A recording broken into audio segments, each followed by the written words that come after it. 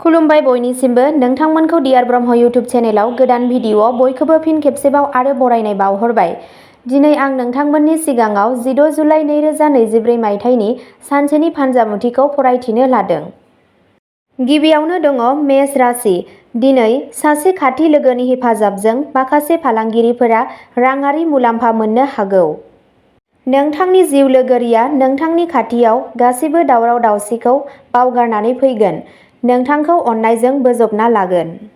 वृषभ राशि। नोंथांनि खामानिखौ समाव फोजोबनाय आरो थाब न'आव थांनाया दिनै नोंथांनि थाखाय मोजां जागोन। मिथुन राशि। गोदान मावथांखिफोर आरो बिथांखिफोरखौ मावफुंनो थाखाय जोबोद मोजां सान। कर्क राशि। दिनै नोंथाङा गावनि थाखाय सम मोनगोन, नाथाय मावख'नि खामानियाव नांथाबगोन। सिंह राशि। दिनै रां थिसननाया नोंनि जौगानाय आरो राङारि रैखाथिखौ बांहोगोन। कन्या राशि। नोंथाङा दिनै मावख'नि थासारिफोर बायदियै आखु दिन्थिनांगौ।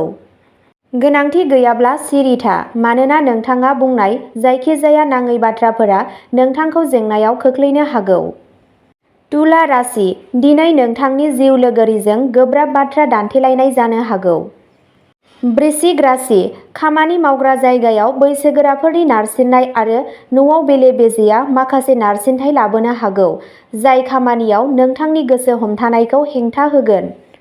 दिनै रां थिसननायनिफ्राय गोजानाव थानांगौ। धनु राशि।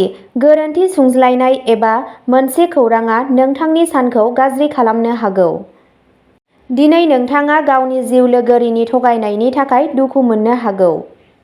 मकर राशि। दिनै नोंथाङा नोंथांनि मोनसेबो समायखिराखौ जाफुंहोनो हानाय नङा, जाय नोंथांनि मोजां मोनग्राखौ रागा जोंहोनो हागौ। थार लामायाव गोथार नाजानाया थारैनो मोजां बान्था लाबोगोन।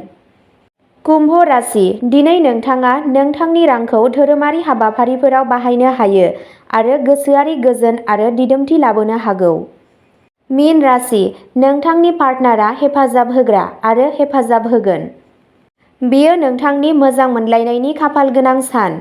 नोंथांनि पार्टनारआ नोंथांनि गोबाव समनिफ्राय नेबाय थानाय सानबोलावरिफोरखौ मोनदांनानै नोंथांखौ सोमोनांहोगोन। दिनैनि राशि फरायथिनाया एसेनोसै। नोंथांमोनहा बेबादिनो सानफ्रोमबोनि फानजामुथिखौ मिथिनो थाखाय चेनेलखौ साबस्क्राइब खालामनानै लादो आरो भिडिअखौ नायनानै मोजां मोनदोंब्ला अन्नानै लाइक, शेयार, कमेन्टबो खालामनानै होदो।